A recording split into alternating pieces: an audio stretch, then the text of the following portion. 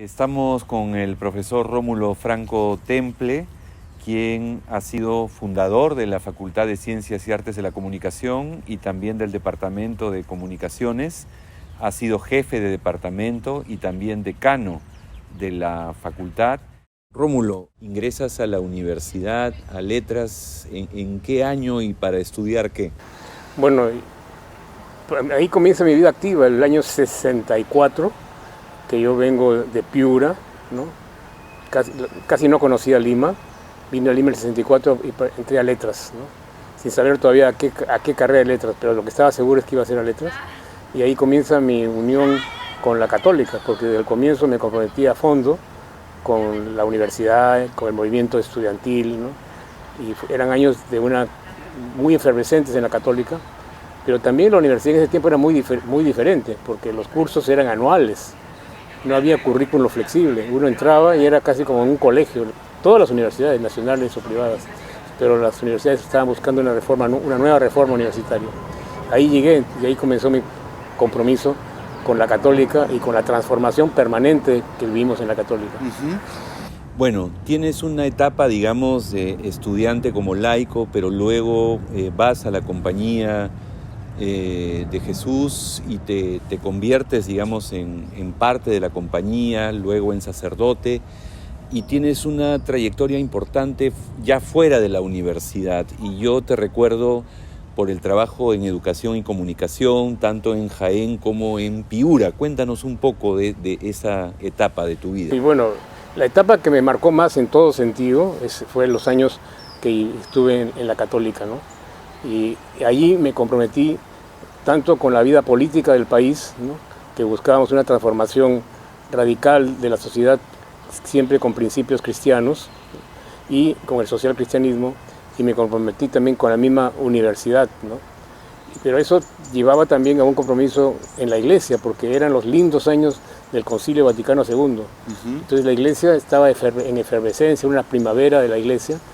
Juan XXIII estaba promoviendo la renovación de la Iglesia, y los otros estudiantes católicos de la Universidad Católica nos comprometimos mucho también con la transformación dentro de la Iglesia.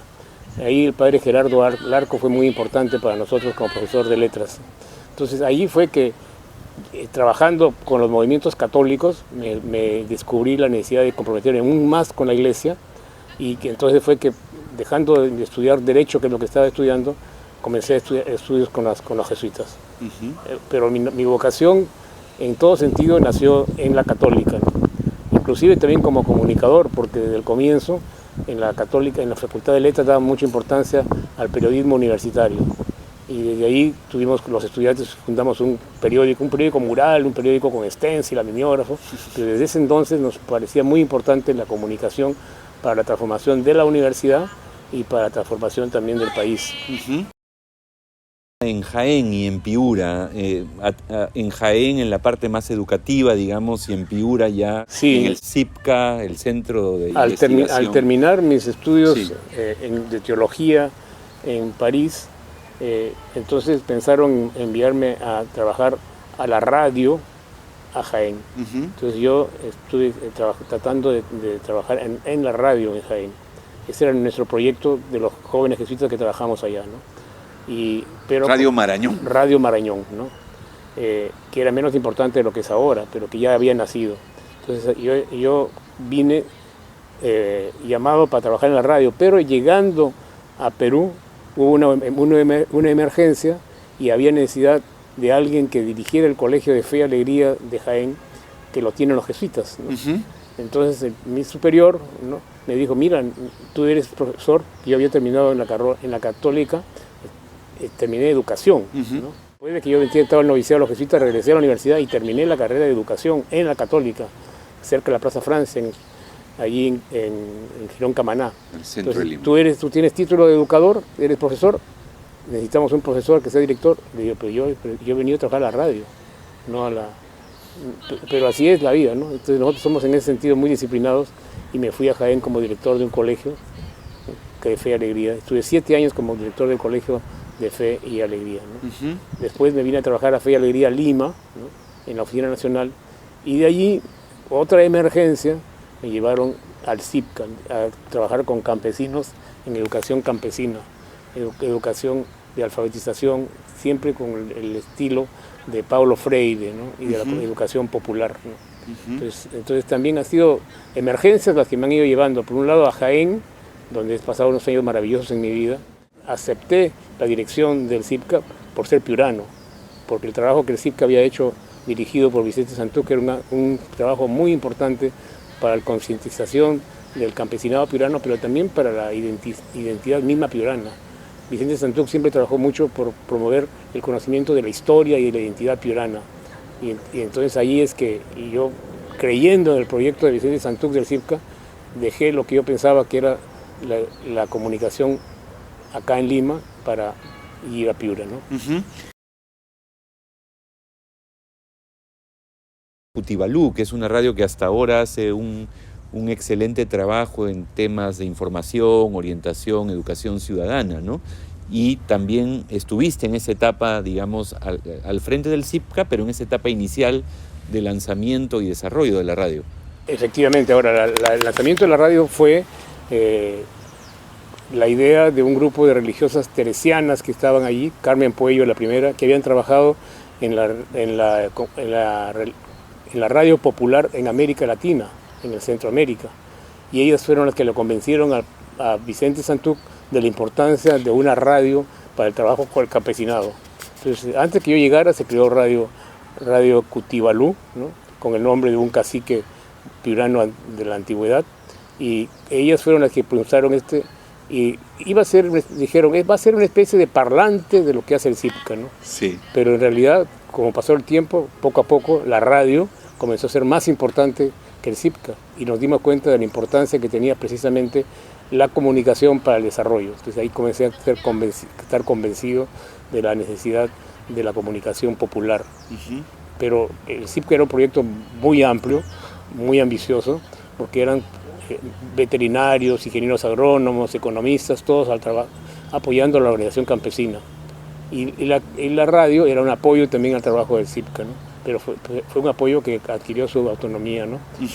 Que hoy, por supuesto, ya la radio juega un papel importante, pero es otra cosa ya, ¿no? Con las nuevas tecnologías, la informática, ya los streamings y los podcasts reemplazan muchas cosas de la radio, pero ahí está Radio Cutivalú y sigue siendo también vigente, efectivamente. Termina tu etapa en el CIPCA y vas a estudiar fuera una maestría en comunicaciones, y luego empieza una nueva etapa, digamos, en tu vida. Claro, es importante porque, ¿no?, vimos la importancia de la comunicación para el trabajo rural, ¿no? Y la importancia de la alfabetización, también la comunicación para la alfabetización. Habían proyectos grandes de alfabetización por radio. Yo me convencí en CIPCA de la importancia de la radio. Entonces ahí fue que cuando yo me iba ya de CIPCA, cuando estuve en CIPCA trabajé mucho con Lucho Perano, que trabajaba en DESCO, también en desarrollo rural. Y cuando me fui de CIPCA dije, bueno, ahora sí voy a estudiar algo de comunicaciones. Ahora voy a estudiar comunicaciones. Entonces me dijeron, ¿dónde quieres ir? Bueno, digo, pues, un sitio donde yo estudie comunicaciones y quiero aprender inglés también, porque creo que hay que saber inglés. Yo no había estudiado inglés, ¿no? A mí me parecía que el inglés era el idioma de los imperialistas y no quería estudiarlo. Pero me di cuenta que era muy necesario, así que, bueno, me voy a Estados Unidos un año a unos estudios de comunicaciones, y a la vez estudio inglés, ¿no? Pero para tener algo de estudio de comunicaciones. Y donde era más fácil ir era a Chicago. Northwestern. Iba yo a ir a la Universidad Jesuita de Chicago. Y llegué allá para estudiar comunicaciones allá. Pero ahí también hay un momento importante donde también está presente Lucho Perano, porque Lucho Perano me dijo, no te vas a hacer unos cursos de comunicación, haz tu maestría. Me acuerdo clarito en su oficina de DESCO, tú haces tu maestría, no te seas tonto, andas tu maestría. Tú andas a Chicago y di que voy a hacer mi maestría. Y efectivamente fui a Chicago y siguiendo el consejo de Lucho Perano dije, quiero hacer una maestría en comunicaciones. Pero no hay maestría en la Universidad Jesuita. Hay una en Northwestern. Claro. Y los jesuitas me dijeron, bueno, pero tú quieres hacer maestría, nosotros te damos la beca para Northwestern. Entonces, becado por los jesuitas de Chicago, hice la maestría en Northwestern. Es una buena universidad. Pero era claro, y yo les decía a mis profesores, porque yo tenía el doble de edad que los alumnos prácticamente, ¿no? Entonces, cuando veía a una persona de tanta edad allí, me decía, ¿pero usted qué hace? No, dice, yo voy a trabajar en Radio Marañón, en Jaén, y Radio Horizonte y Chachapoyas, que era un jesuita también. Entonces yo voy a trabajar. Entonces yo lo que estoy preparándome es para la educación y la radio y las comunicaciones para el desarrollo, ¿no? Para eso me estoy especializando, ¿no? Y a eso me especializaba y de repente llaman por teléfono de acá, de Lima, Salomón Lerner, ¿no? Y me dicen, vamos a fundar una facultad de comunicaciones, ¿no? Con Lucho Peirano. Y queremos que tú vengas acá. Era cambiar totalmente mi vida. Yo estaba preparándome 3 años en una maestría para ir a trabajar con el campesinado en el norte del Perú, ¿no? Y de repente ir a la universidad. Y digo, pero yo no puedo decidir así, yo estoy con un plan. Me dice, pero tú tendrías inconveniente en trabajar en la Universidad Católica. No, en mi universidad, yo estoy siempre unido a la universidad. Si es en la universidad, pues yo puedo hacer el esfuerzo, pero déjame pensarlo. No, entonces yo voy a hablar con tus superiores para que te manden acá a la Católica, ¿no? Y o sea, después de 3 años de prepararme para trabajar en una radio campesina, vine acá y claro, el que había hecho todo era Peirano, ¿no? Peirano había llamado a Salomón Lerner, sí. Habían conversado. La idea de crear la Facultad de Comunicaciones fue de Peirano. Él decía, ¿cómo es posible que en la Católica no haya una Facultad de Comunicaciones, ¿no? Entonces la convenció a Salomón Lerner de la importancia de crear una facultad, ¿no? Y él necesitaba también otra persona que lo ayudara, ¿no? Y él seguramente desde antes había pensado y me llamó, ¿no? Entonces nuestro proyecto está mucho gracias a Luis Peirano y a Salomón Lerner. Así es, y estás ya 27 años, digamos, en este rol, has sido jefe de departamento, has sido decano, has sido también director de la Dirección de Asuntos Estudiantiles y por supuesto has dictado cursos en la facultad como profesor del departamento durante todo este tiempo.